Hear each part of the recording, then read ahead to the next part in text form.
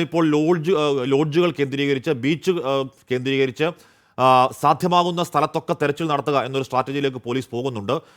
കന്യാകുമാരിയിലേക്ക് എത്തുമ്പോൾ അവിടെ നിർത്തിയിട്ടിരുന്ന തീവണ്ടി കേന്ദ്രീകരിച്ചുള്ള പരിശോധന നടത്തി അവിടെ എവിടെയെങ്കിലും ഉറങ്ങിക്കിടപ്പുണ്ടോ കുഞ്ഞ് എന്ന് മനസ്സിലാക്കണം. പക്ഷേ അത് കണ്ടെത്താൻ കഴിഞ്ഞില്ല. അതിനുശേഷമാണ് ഇപ്പോൾ കുറച്ചുകൂടി വ്യാപകമായി ലോഡ്ജുകൾ കേന്ദ്രീകരിച്ചും. അതുമാത്രമല്ല, ഈ സമയമായിട്ടും ഇത്ര സമയമായിട്ട് കുഞ്ഞിനെ കാണാൻ കഴിയുന്നില്ലെങ്കിൽ ഈ കുഞ്ഞ് തിരികെ അവിടെ ഏതെങ്കിലും തീവണ്ടി കയറി തിരിച്ച് തിരുവനന്തപുരത്തേക്ക് പോയിട്ടുണ്ടോ എന്നൊരു സംശയം കൂടി പോലീസിന് ഇല്ലാതില്ല. ഷഫീദ് റാവുത്തർ ചേരുന്നുണ്ട്. ഷഫീദ്, അപ്പോൾ ഇപ്പോൾ സാധ്യമാകുന്ന എവിടെ കുഞ്ഞുണ്ടാകാൻ ഇടയുണ്ടോ അവിടെയൊക്കെ അന്വേഷണം നടത്തുക എന്നൊരു സ്ട്രാറ്റജിയിലേക്ക് പോലീസ് പോവുകയാണ്.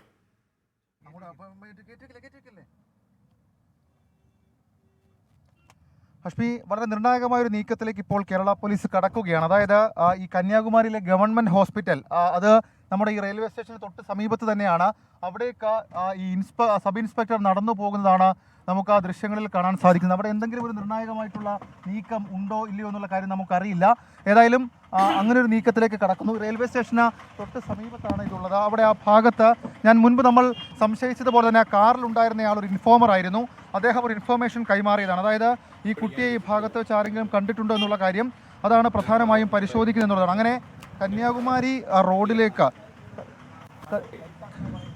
കന്യാകുമാരി റെയിൽവേ സ്റ്റേഷൻ്റെ പുറത്തേക്ക് കേരള പോലീസിൻ്റെ സംഘം എത്തി അവരുടെ അന്വേഷണം ആരംഭിച്ചിരിക്കുന്നു. അപ്പോൾ റെയിൽവേ സ്റ്റേഷൻ കേന്ദ്രീകരിച്ചുള്ള അന്വേഷണത്തിൻ്റെ സാധ്യതകൾ അത് മങ്ങുകയാണ്. SKN ഹാഷ്മി, നമുക്കത് ഉറപ്പിച്ച് പറയാൻ കഴിയും. കാരണം സ്റ്റേഷന് വെളിയിലേക്ക് കേരള പോലീസ് കടന്നിരിക്കുന്നു. ഇനി അവരുടെ പരിശോധനകൾ സ്റ്റേഷന് പുറത്ത് കേന്ദ്രീകരിച്ചായിരിക്കും. ഇത് ബീച്ചിലേക്ക് പോകുന്ന, കന്യാകുമാരി ടെമ്പിളിലേക്കൊക്കെ പോകുന്ന റോഡാണ്. അപ്പോൾ അതിലേക്ക് കടന്നിരിക്കുന്നു. അങ്ങനെ വളരെ നിർണായകമായിട്ടുള്ള വൈറ്റലായിട്ടുള്ള ചില നീക്കങ്ങൾ, വളരെ പ്രധാനപ്പെട്ട മൂവുകൾ അത്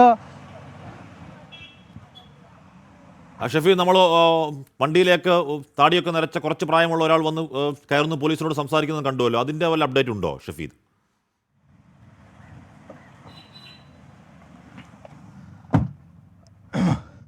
ഹഷ്മി, അയാൾ പറഞ്ഞ വിവരത്തിൻ്റെ അടിസ്ഥാനത്തിലാണ് ഇപ്പോൾ ഈ കന്യാകുമാരി റെയിൽവേ സ്റ്റേഷന് ഏതാണ്ട് ഒരു 300 മീറ്റർ ഇപ്പുറത്തേക്കുള്ള ആശുപത്രിക്ക് സമീപത്തായി ഇപ്പോൾ കേരള പോലീസിൻ്റെ സംഘം നിലയുറപ്പിച്ചിട്ടുള്ളത്. നമുക്ക് ആ ദൃശ്യങ്ങൾ, ആ ജീപ്പിൻ്റെ ദൃശ്യങ്ങൾ നമുക്ക് ക്ലോസ് ആയി കാണാൻ സാധിക്കും. നമ്മൾ ഇവിടേക്ക് ഇറങ്ങി കൂടുതൽ ട്രാഫിക് ഉണ്ടാക്കാൻ ആഗ്രഹിക്കുന്നില്ല. കാരണം ഒരു വലിയ ടൂറിസം സ്പോട്ടാണ്. ഇവിടെ മനുഷ്യ ലെഫ്റ്റിലേക്ക് തിരിച്ചാൽ അയാളോടൊപ്പം ഹഷ്മി സൂചിപ്പിച്ച ആളോടൊപ്പം SI ഇറങ്ങുന്നു. അവിടെ ചില ഹോട്ടലുകളടക്കം കേന്ദ്രീകരിച്ച് അന്വേഷണം നടത്തുകയാണ്. കാരണം ഇല്ലില്ല, ഒന്നുമില്ല. അവർ പോയിട്ടുള്ളവർ വിളിച്ചിട്ടില്ല. ഇല്ലില്ല, ഒന്നുമില്ല, അറിയത്തില്ല. എന്താണ് ചോദിച്ചറിയുന്നത്? പിതാവിൽ നിന്ന് ഒന്ന് മാറ്റും.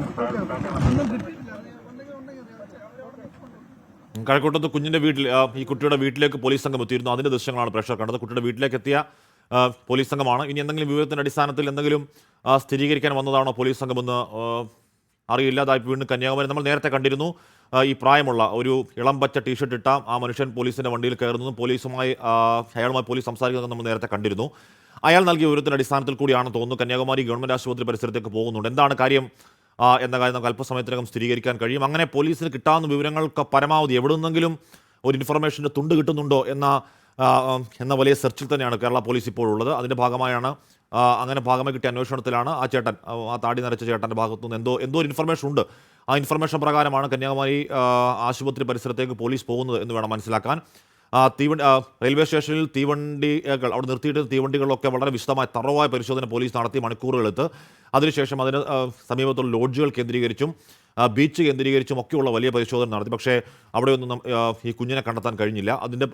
അതിനുശേഷമാണ് കൂടുതൽ ഇൻഫർമേഷൻ, കൂടുതൽ ലീഡ് എവിടെ നിന്നെങ്കിലും കിട്ടുന്നോ എന്നുള്ള കേരള പോലീസിൻ്റെ വലിയ സത്വരമായ ശ്രദ്ധ. ഷഫീദ് റാവുത്തർ തുടരുന്നുണ്ട്. ഷഫീദ്, ഈ ആശുപത്രിയിലേക്കുള്ള പോക്ക് എന്തുകൊണ്ടാണെന്ന് അറിയാൻ കഴിയുന്നുണ്ടോ?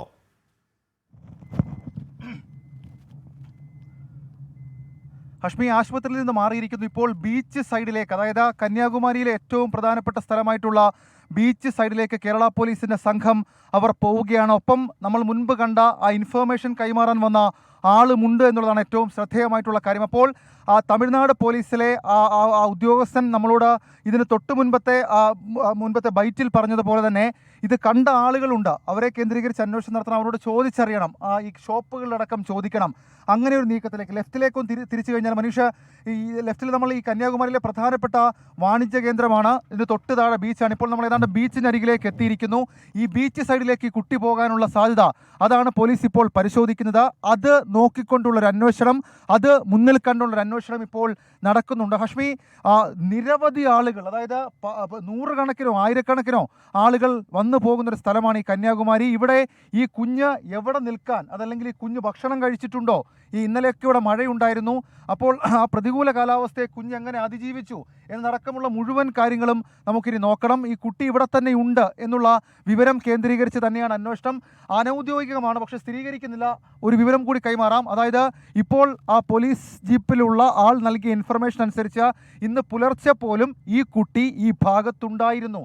അതായത് നമ്മളിപ്പോൾ ഈ കാണുന്ന കന്യാകുമാരിയിലെ ഈ കാമരാജർ മെമ്മോറിയൽ അടക്കമുള്ള സ്ഥലങ്ങളുള്ള ഈ സ്ഥലത്തുണ്ടായിരുന്നു എന്നുള്ള വിവരം അയാൾ കൈമാറി. അതിൻ്റെ അടിസ്ഥാനത്തിൽ സോഴ്സ്ഫുള്ളായി കേരള പോലീസിന് കിട്ടിയ ആദ്യത്തെ ഒരു വിവരമായി നമുക്കിതിനെ കണക്കാക്കാൻ കഴിയും. ഇപ്പോൾ നമുക്ക് ആ ദൃശ്യങ്ങളിൽ പോലീസ്